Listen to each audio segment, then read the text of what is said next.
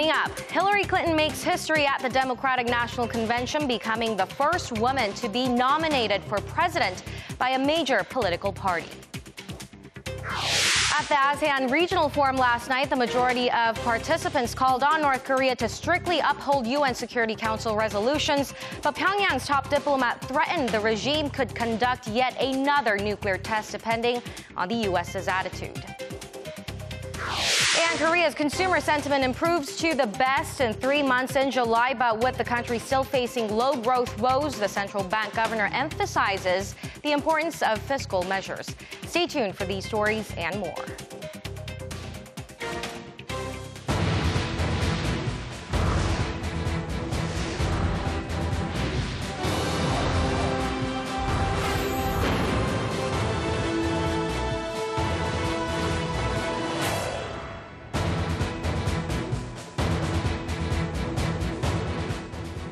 Hello, it's noon on Wednesday, July 27th. Here in Seoul, you're tuned into our midday newscast. Thanks for joining us. I'm Hwang Ji-hye. Hillary Clinton has clinched the Democratic Party nomination and walked into history, becoming the first female presidential candidate to ever represent a major American political party. Park Ji-won has our top story. Former Secretary of State Hillary Clinton secured the Democratic Party nomination during a roll call vote on Tuesday evening, becoming the first female presidential candidate to ever represent a major party in U.S. history. During a roll call vote at the Democratic National Convention in Philadelphia, states read out their delegate allocations for Clinton and her rival, Vermont Senator Bernie Sanders. California, the state with lots of energy, lots of enthusiasm, and the state that defies Donald Trump on climate change, immigration reform, and the $15 minimum wage, cast for Bernie Sanders 221 votes. And for Hillary Clinton, the next president of the United States, 330 votes. The state of New York pledges 108 delegates to Senator Bernie Sanders and applauds him for his call for unity for all Democrats. And New York State pledges 181 delegates for the next president of the United States, Hillary Rodham Clinton. When all was said and done, there were 1,865 votes for Sanders and 2,842 votes for Clinton, well past the required 2,382.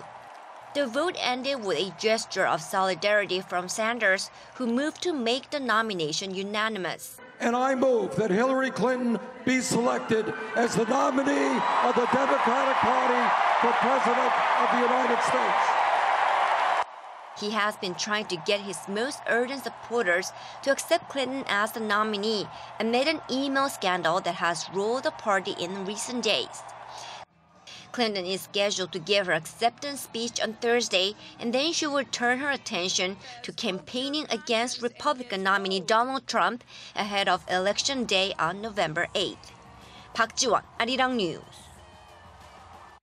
The ASEAN Regional Forum came to an end in the Laotian capital last night, while South Korea has once again urged North Korea to give up its nuclear ambitions. Pyongyang has blamed the U.S., saying that its decision to carry out a fifth nuclear test will depend on Washington's attitude. Kwon So-ah has the latest from Laos. The key issue for South Korea at the 23rd round of the ASEAN Regional Forum was North Korea and its nuclear and missile threats. As all 27 members make statements on their regional issues, South Korea's top diplomat Yoon Byung-se gave a strong message on the North's continuous violations when it was his turn to speak at the ARF.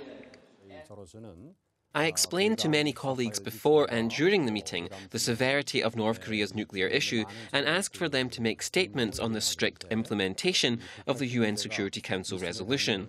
Most ministers have actively shown cooperation on that request. North Korea's top diplomat Lee Yong-ho, for whom the ARF was the first appearance at an international event, has defended Pyongyang's nuclear development and also held a press briefing after the meeting. He explained North Korea's presence at the ARF, saying current tensions could seriously escalate, referring to the international community's response to its nuclear tests, including the unprecedented strong sanctions from the UN Security Council. Lee said everyone is doing nuclear tests, claiming he doesn't understand why only the North's nuclear ambitions are deemed as a threat. When asked by reporters about another nuclear test, he said that depends on the U.S.'s attitude. On the resumption of the stalled six-party denuclearization talks, Lee said that's disappeared into thin air, again blaming the U.S. However, officials here say the North's rhetoric in the statement was nothing new. Attention is on a joint statement to be issued by the host country Laos, but it won't be all smooth sailing as member nations have conflicting views on different matters, especially the South China Sea dispute and the deployment of the U.S. missile defense system THAAD. The statement may need days or even a week to be issued, according to officials. With the South China Sea, THAAD, and the North Korea issue all diplomatically correlated, there are concerns that the results of this year's ARF may have only underscored the ongoing tensions in the region. Kwon-soa, Arirang News, Vientiane. And after that apparent threat from Pyongyang's top diplomat, the United States has urged North Korea to refrain from rhetoric and actions that destabilize Northeast Asia. Katina Adams, a spokeswoman for the U.S. State Department's East Asia and Pacific Affairs Bureau, told Seoul-based Yonhap News on Tuesday that North Korea should instead focus on taking concrete steps toward fulfilling its international obligations. Meanwhile, South Korea's Deputy National Security Advisor Cho Tae-yong has arrived in Washington for talks with U.S. officials on pressuring North Korea over its weapons programs. He said despite the North's desire to frame it otherwise, it's an issue between the entire international community and North Korea, not a matter between the U.S. and the North. The U.S. National Security Advisor says Washington and Beijing have reaffirmed their commitment to a denuclearized Korean Peninsula. Susan Rice said Tuesday that she and Chinese officials discussed ways to narrow the remaining tactical differences between the two countries in order to present the strongest and most unified front in the face of North Korea's aggression. Rice also said she had discussions on the recent decision by Seoul and Washington to deploy the THAAD missile defense system to South Korea, to which China is deeply opposed. She was said to have reiterated the U.S. position that the THAAD deployment is for defensive purposes against North Korea and therefore poses no threat to China's security. Meanwhile, North Korea has sent propaganda leaflets on the Hangang River for the first time. South Korea's Joint Chiefs of Staff said Wednesday that the leaflets were retrieved last week and were found bundled in several plastic bags floating on the river. The JCS said it believes the leaflets were sent from the Chogangli region in the north.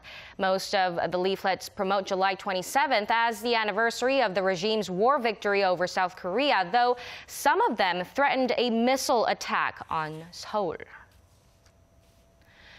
South Korea's Prime Minister will deliver an administrative policy speech this afternoon to explain the details of a proposed budget supplement that the government says is critical to get the economy moving again. Ji Myung-gil reports.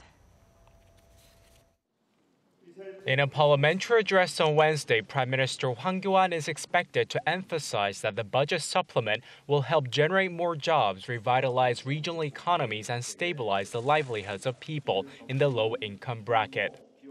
The government and the ruling Saenuri Party are hoping to pass the $9.6 billion budget bill next month, so the funds can be allocated in September before the start of the fourth quarter. The government says the spending package is primarily aimed at mitigating the fallout from its drive to restructure ailing shipbuilding companies. The opposition parties, which have both agreed on the need for the extra funds, now say they may need more time to thoroughly review the proposal. The main opposition Minju Party of Korea said there is no need to rush the deliberations, as it will follow through on its agreement to pass it as promised. The minor opposition People's Party echoed the view, adding that it wants to look deeper into the fragile finances of state-run banks before providing them with support. Prime Minister Hwang has called on all ministries to make the necessary preparations so that the budget can be rolled out as soon as the parliament approves the plan. Kim Young-git, Arirang News. Korean consumers have gone from negative to positive in their outlook for the country's economy this month, but the nation's top central banker cautions against too much optimism, noting that recovery momentum remains weak. And to tackle the issue, the governor points to the government. Kim Min-ji reports. Korea's consumer sentiment has improved slightly, touching the highest point in 3 months. The Bank of Korea says the consumer sentiment index this month came in at 101, up 2 points from June. A reading above 100 means optimism outweighs pessimism. The monthly index reflects consumers' outlook on the economy, their living conditions, and future spending plans. The uptick in July is seen as reflecting easing concerns about the possible fallout from Brexit. The reading came in below 100 for 2 months due to the government's ongoing corporate restructuring drive, which triggered fears of massive layoffs in the country's shipping and shipbuilding industries. Despite this mild improvement in sentiment, Bank of Korea Governor Lee Ju-yeol says recovery in the domestic economy remains feeble, with exports still slow and structural issues such as an aging population and rising household debt very much present. Speaking at a conference held at the National Assembly, the country's top central banker said Korea has enough fiscal strength to cope with the slowing economy and weak job market. His comments are likely a message directed at the National Assembly to push for the swift passage of a supplementary budget bill worth roughly $9.7 billion drawn up to bolster job creation and cushion the impact of corporate restructuring. He added that the country's monetary and fiscal policies need to be coupled with structural reforms to address the problems of low growth and a decline in growth potential. Kim Min-ji, Arirang News. One of the 2 men who attacked a Catholic church in Normandy yesterday, killing the priest, has been identified. It's the second deadly attack in 2 weeks in France, a nation already under a state of emergency. Park Jong-won has the latest.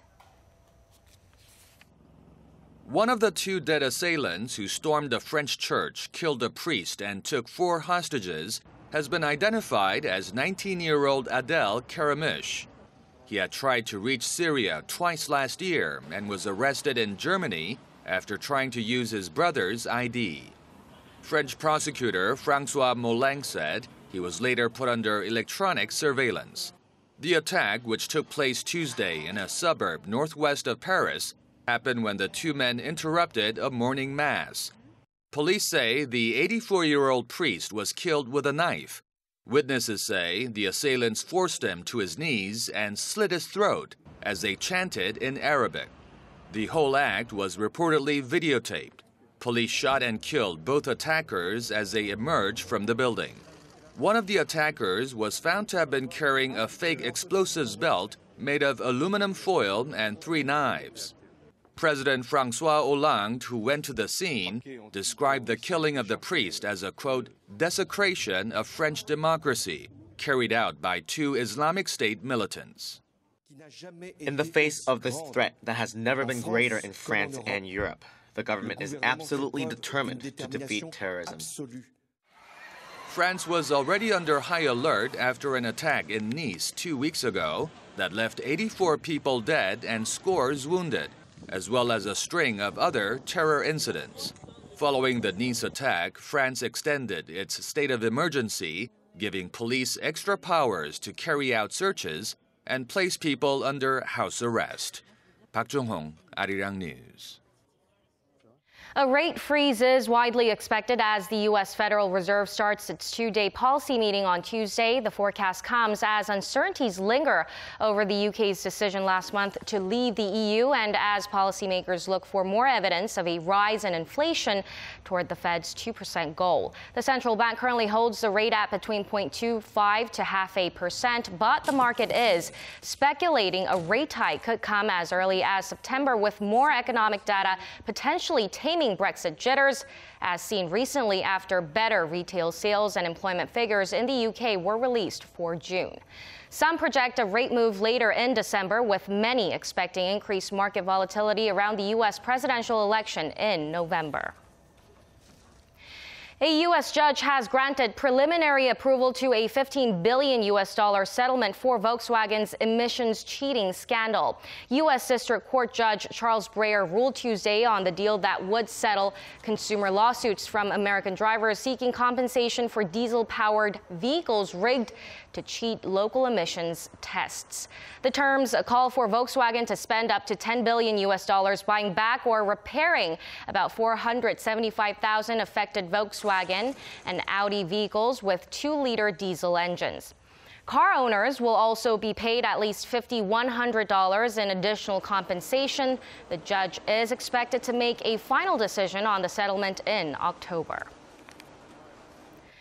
The combined number of international and domestic air travelers flying in and out of Korea rose to a record high of nearly 50 million during the first half of this year. According to the Transport Ministry, this is a 14.5% jump from the same period last year. The increase seen in overseas travelers was slightly higher than that of domestic passengers, climbing over 15% to 35 million people. A stronger Korean won and a lift on fuel surcharges for international flights are believed to have pushed up the numbers of Koreans opting to travel outside the country. The rebounding Japanese yen and earthquakes that hit Japan earlier this year also nudged more Asian travelers toward Korea. Experts predict the number of passengers will grow well into the second half of the year, with the summer vacation season expected to continue through the end of August. And that's all we have for now. Thanks for watching. I'm Hwang Jie. We will be back throughout the day with more newscasts. Goodbye for now.